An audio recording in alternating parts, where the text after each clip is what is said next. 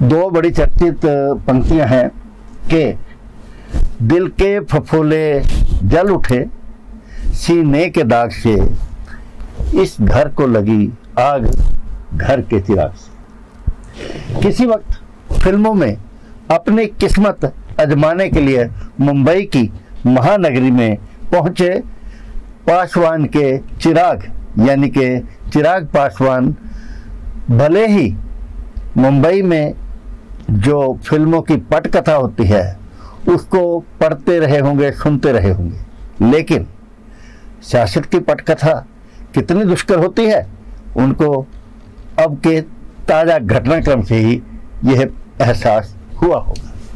खैर, इस पर तफसील से चर्चा करने से पहले आपको संक्षिप्त रूप में बता दें कि बिहार में रामविलास पासवान के चिराग में जो तेल है वो अब खत्म होने को है। कारण यह है कि उनके चिराग में बूंद भर भी तेल उनके, यानी कि रामविलास पासवान के भाई ने नहीं छोड़ा। नमस्कार। बिहार में रविवार को उठे सियासी तूफान में कहां तबाही हुई और कहां हुआ बचाव, इसकी तफसील से चर्चा करने के लिए मैं हूं नरेश कौशल और आप देख रहे हैं राष्ट्रीय खबर टीवी। बिहार में लोक जनशक्ति के स्वयंभू अध्यक्ष रहे चिराग पासवान आज 8 माह पूर्व गुजरे अपने पिताश्री रामविलास पासवान को याद करते हुए एक फिल्म का शायद ये गीत जरूर गुनगुना रहे होंगे, ओ दूर के मुसाफिर हमको भी साथ ले ले, हम रह गए अकेले। जी हाँ, यह गीत आज चिराग पासवान पर सचमुच सटीक चरितार्थ हो रहा है। उनके लोक जनशक्ति पार्टी के कच्चे किले में, कच्चे घर में भेदी उनके चाचा पशुपति पासवान ने एक ऐसे सफाई से सेंध मारी है कि अपने सहित वह 5 सांसदों को लेकर उड़ गए। यहाँ स्मरण करा दें कि 2020 के विधानसभा चुनाव में एनडीए से अलग होकर चुनाव लड़े चिराग की लोजपा का महज एक विधायक जीता था और चाणक्य तुल्य नीतीश कुमार ने वह एकमात्र विधायक भी उनसे छीन लिया था, यानी कि जेडीयू में दाखिल कर लिया था। संसद में चिराग समेत लोजपा के 6 सांसद थे, 5 अलविदा कर गए और चिराग रह गए अकेले। दरअसल बगावत के ये स्वर तो पिछले विधानसभा चुनाव में ही सुनाई देने लगे थे। यह हो हल्ला भी मच गया था कि पशुपति पासवान के नेतृत्व में बगावत हो रही है, परंतु मान मनोबल के बाद पशुपति ने अपने लेटर पैड पर इस बगावत का खंडन कर दिया था। इस तरह बगावत की जो पटकथा विधानसभा चुनाव में लिखी जानी थी वह टल गई थी, लेकिन विधानसभा चुनाव में सुलगती बगावत की चिंगारी अब धधकती आग बनकर सामने आ गई है। बागी सांसद जिस सही अवसर की तलाश में थे वह अब उन्हें मिल गया है और उन्होंने एक गहरी व्यूह रचना करते हुए चिराग पासवान को सियासत के मंझधार में पटक कर रख दिया है। रामविलास पासवान ने लोक जनशक्ति पार्टी की स्थापना 2000 में की थी। यहाँ ये भी स्मरण करा दें कि पशुपति 2005 में भी एलजीपी तोड़ने को उतारू थे। 2005 फरवरी में हुए चुनाव के दौरान उनकी ऐसी हरकतें देखी गई थी, लेकिन तब बगावत टल गई थी और उस चुनाव में एलजेपी के हिस्से विधानसभा की 29 सीटें आई थी।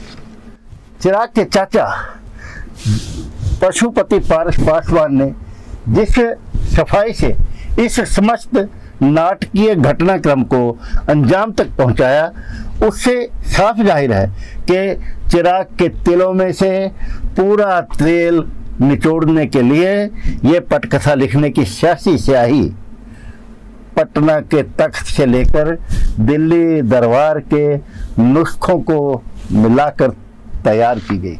पशुपति पासवान भले ही रातों रात लोक जनशक्ति के शिखर पुरुष दिख रहे हो, परंतु पटना से लेकर दिल्ली तक उनके पक्ष में जाता घटनाक्रम इस बात की पुष्टि करता है कि लोजपा के कठपुतली रूपी इन 5 सांसदों की तारें कुछ अन्य अदृश्य शक्तियों के हाथ में है।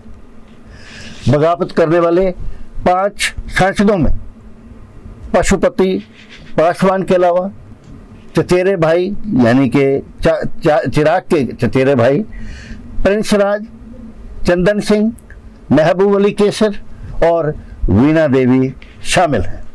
कुछ राजनीतिक प्रेक्षक इस नाटकीय घटनाक्रम का मास्टरमाइंड मुख्यमंत्री नीतीश कुमार को बताते हैं। कहते हैं कि नीतीश को एक खुन्नस चिराग से यह थी कि जेडीयू से अलग होकर चिराग ने पिछले विधानसभा चुनाव में जेडीयू के खिलाफ तो अपने मजबूत उम्मीदवार उतारे, लेकिन भाजपा उम्मीदवारों के खिलाफ कई जगह उम्मीदवार खड़े ही नहीं किए। परिणाम स्वरूप जेडीयू 43 सीटों पर सिमट कर रह गई, जबकि बीजेपी की 74 सीटें आई और उसे दूसरा स्थान प्राप्त हुआ। विधानसभा में एलजेपी के जीते एकमात्र विधायक को नीतीश पहले ही अपने पाले में ले आए थे। लोकसभा में बिहार से भाजपा के 17 और जेडीयू के 16 सांसद हैं। अगर एलजेपी के 5 सांसद जेडीयू में आते हैं तो लोकसभा में जेडीयू की संख्या 21 हो जाएगी। इस तरह नीतीश केंद्रीय मंत्रिमंडल के आगामी विस्तार में जेडीयू के 5 मंत्री बनाना चाहेंगे। तर्क यह है कि जब भाजपा के बराबर सांसद होंगे तो मंत्री भी बराबर होंगे।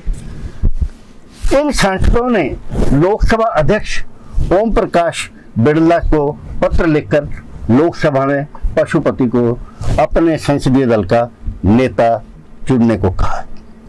अब सवाल ये उठता है कि अलग गुट बनाने का मतलब कहीं यह तो नहीं कि देर सवेर ये सांसद जो हैं नीतीश कुमार के जनता दल यूनाइटेड पार्टी में विलीन हो जाएंगे।